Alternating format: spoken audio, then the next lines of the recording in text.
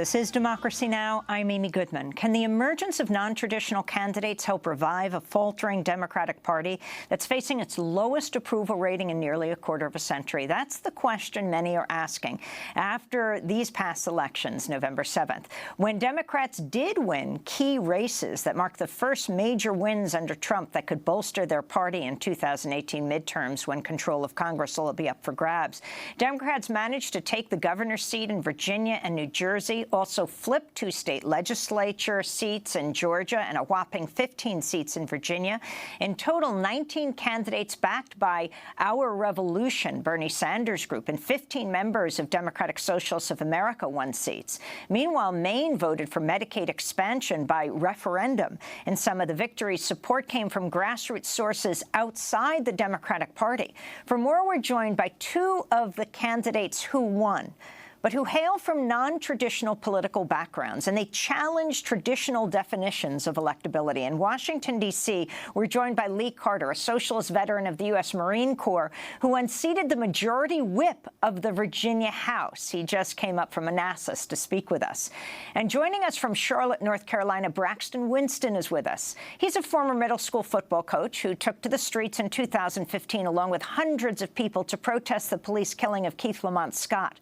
During one of these protests, Winston faced a line of police in riot gear with his left arm raised and fists clenched. An Associated Press photographer captured the image. It went viral. Braxton's win on election night secured the second highest number of votes for an at-large Charlotte City Council seat. Braxton Winston and Lee Carter, we welcome you both to Democracy Now! Lee, let's begin with you. You are now a delegate-elect for Virginia's 50th House District, and you unseated the majority whip in the Virginia legislature. You are a Marine. You are a self-declared Democratic Socialist. You did not have the full support of the Democratic Party behind you, did you? How did you do it? Yeah, so we knew from day one that going up against a member of Republican Party leadership in the South was going to be an uphill battle. So we knew that there was no way we were going to be able to spend more money than him. So we tried intentionally to avoid a fundraising arms race that the more mainstream Democratic Party seems to love. They think that the only way to win is to raise more money than the Republicans.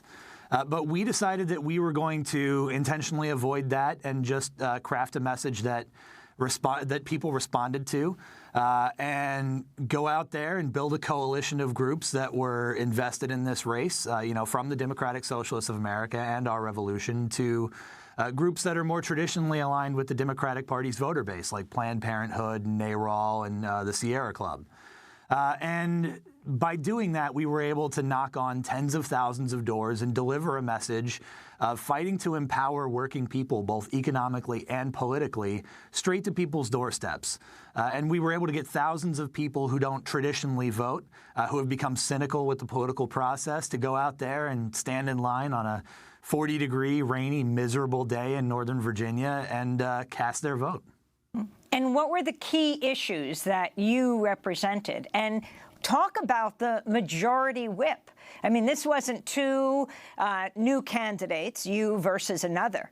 This was a man who had been elected time and time again and was the whip of the Virginia majority in the House of Delegates. Yeah, that's correct. So Virginia Republicans had a 66-34 majority in the House of Delegates. It takes 67 votes to override a governor's veto. So they were very, very close to basically having unilateral control, despite not having the governor's mansion. And he was an 11-year incumbent. He has been there for quite a long time. And he was really sort of a creature of Richmond. This was a guy who sat on the subcommittee for consumer lending and took money from payday lenders. This was a guy who took money from the health insurance industry and consistently voted against Medicaid expansion. So when we were talking to people at their doors, we were able to make this link between money in politics and bad votes, bad outcomes in people's lives. And we were able to make it on a very, very consistent basis. And that really drove the point home that there is a problem in American politics, and that problem really is big money, and it manifests itself in countless different ways in people's day-to-day lives. And what made you decide to run, Lee? You're a Marine. What does it mean to you to be a Democratic Socialist, and how did you decide to run up against the Democratic establishment? And what happened with the Democratic Party and you, even when you were running in the primary? Yeah, so I decided to run for office after I got hurt at work in the summer of 2015. And my treatment by my former employer and by the Virginia Workers' Compensation Commission was so horrible that I thought, I need to step forward and I need to fix this so that what happened to me doesn't happen to anyone else. And, you know, because of that background and the fact that I launched my campaign right in the middle of the 2016 presidential primary, I saw a perfect example of how someone can run a grassroots-based campaign focused entirely on issues, as long as they have the personal integrity to step forward and say, I'm not going to be a part of this big money in politics problem. That was, of course, the presidential run of Senator Sanders. And so I decided to run exactly that kind of campaign, to say, you know, these are the issues that I'm fighting for. I'm not going to take any money from for-profit corporations or from industry interest groups. And because of that, my relationship with the Democratic Party was complicated. There are different levels of the Democratic Party in Virginia, and I had different relationships with each. I had great relationships with the local party committee. I had a great relationship with the regional office staff of the coordinated campaign for the gubernatorial race. But with the state party itself, it was a bit more strained because I was directly attacking some of the corporations that do contribute to the Democratic Party of Virginia. A perfect example of this would be Dominion Virginia Power, which is now known as Dominion Energy, which is a large contributor to both major political parties here in Virginia. But, you know, the fact that we were walking the walk and not taking any money from for-profit corporations really let people know that when I talk about getting big money out of politics, it's not just something that I'm saying to get votes. It's really something that I care about. I want to bring Braxton Winston in, who was elected to the city council in Charlotte, North Carolina. The famous image of you that went viral, Braxton, was standing in front of a police line at a protest against police brutality and police killing, and you've got your fist in the air.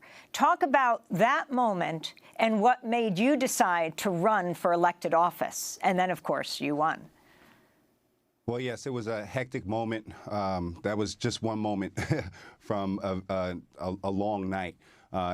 It was out there on Old Concord Road during the night that Keith Lamont Scott was killed by Charlotte-Mecklenburg Police Department. There was a lot of tear gas in the air. That's why I had my shirt off. I was using it as a mask. But I wanted to continue the protest. And I had my fist in the air. Those chemicals have a really tough reaction on you when you get amplified. So it was sort of to keep myself composed, to sort of to continue to make my statements. But after that night, we continued out on the streets for many nights. There were thousands of people that came from throughout our community. And I really had to assess what my position was here in the city. I knew it was some type of leadership position, some type of change agent. And we really kind of went forth on developing sort of a citizen journalism type aspect, where we kept on showing up to events, meetings, and actions, and disseminating those facts to people in the Charlotte community. But there was a social activism side of things. I had created a platform, and other people gave me the privilege and opportunity to amplify their voices. But I'm a student of anthropology. That's what my degree is from Davidson College. So I look at things through a cultural lens, how we do what we do. And while it's important to organize block to block, organization to organization, person to person, we're a culture of laws and policy.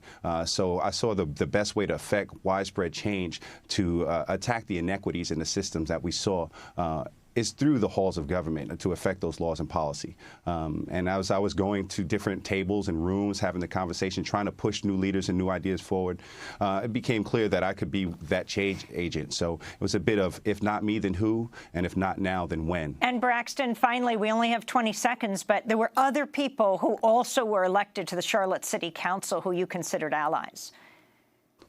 Well, we have 5 new faces to Charlotte City Council. We're still a 9-2 Democratic majority, but it is definitely a new voice. We're here to bring leadership in government. We're not here running for a party office. We're here to get the city of Charlotte right, and we're all taking that very seriously, along with our first black female mayor, Vi Lyles. Well, I want to thank you both so much for being with us. Braxton Winston, newly elected to the City Council of Charlotte, North Carolina, and Lee Carter, a Socialist Democrat, a Marine, who was elected delegate for Virginia's 50th House District, unseating the Majority Whip. I'm Amy Goodman. Thanks for joining us.